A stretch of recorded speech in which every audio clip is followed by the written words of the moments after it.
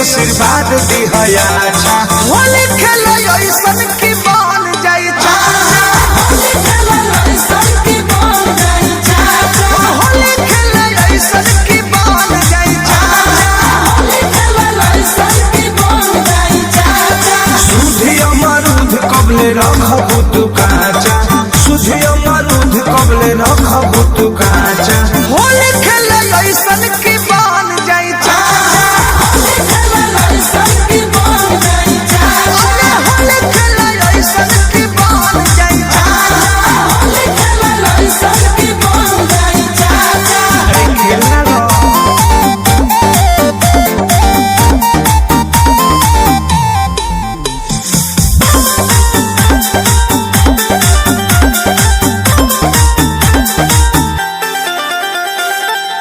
देवर के दिल राखो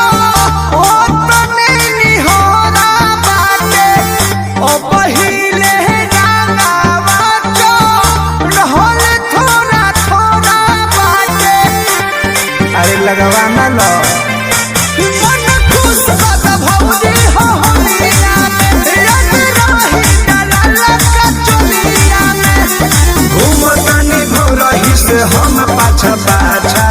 घूमतानी भोरही से हम पाछा पाछा होली खेले ऐसन की बन जाई चाचा होली खेले ऐसन की बन जाई चाचा होली खेले ऐसन की बन जाई चाचा होली खेले ऐसन की बन जाई चाचा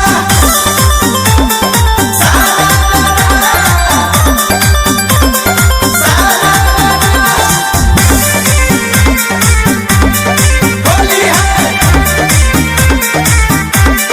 होली है यह सके फगुआ में चालू कद खाता हो और मध्य के डालल रंगवा भीतर ले जाता हो चल चल तैयारी हो जाई हो उस होलिया में सहर गवाई हो छोट मनीष बात कहता रे साचा सूरज की बात कहता रे साचा होली खेले ऐसन की बन जाई चाचा होली खेले ऐसन की बन जाई चाचा होली खेले ऐसन की बन जाई चाचा होली खेले ऐसन की बन जाई चाचा अरे बनाना दो काहे के तुम कइले बड़ुए भौजी।